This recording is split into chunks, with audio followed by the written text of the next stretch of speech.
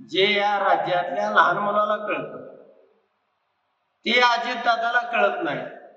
म्हणजे अजितदादाचं नेतृत्व हे कदापि महाराष्ट्राचं नव्हे ते बारामतीचं होऊ शकत नाही। पवार साहेबांच्या पोटी पुत्र नव्हता म्हणून ही मिळालेली जहागिरी संपत्ती ही भितुरीने दुसऱ्याला विकायची, हे भयानक मोठं पाप अजितदादांनी केलं आणि पवार साहेबाला संपवायचं।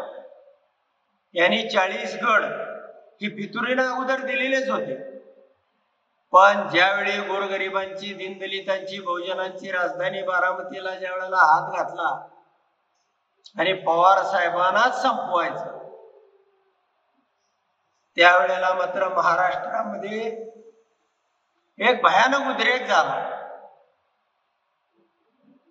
आणि बारामतीमध्ये सुद्धा अजितदादाला सपरून मार खावा लागला। दादा कधीच नेता नव्हता आणि होऊ बी शकत नाही,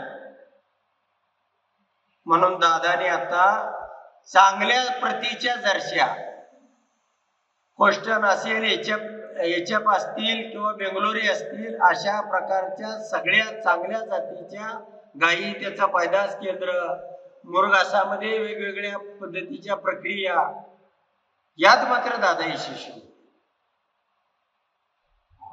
आणि हे पैदास केंद्र महाराष्ट्राच नव्हे तर भारतातील लोक पाहण्यासाठी येतील, कारण दादा धंद्यामध्ये हुशार आहे।